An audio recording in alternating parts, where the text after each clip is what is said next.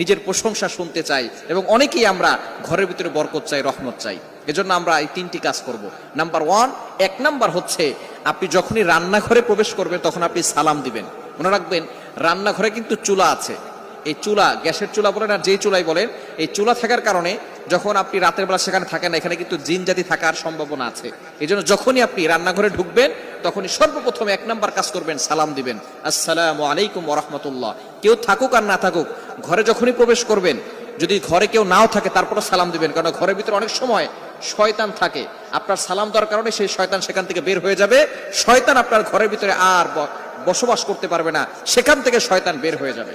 আল্লাহ পাক রব্বুল আলামিন নিজে বলে দিয়েছেন, কোরআন খুলেন, আল্লাহ পাক রব্বুল আলামিন বলছেন 18 নম্বর পারা 17 নম্বর পৃষ্ঠার 13, 14, 15 নম্বর লাইন, সূরাতুন নূরের 61, 61 নম্বর আয়াতে রব্বুল আলামিন বলেন, ফাইদা দাখালতুম বুয়ুতান ফাসাল্লিমু আলা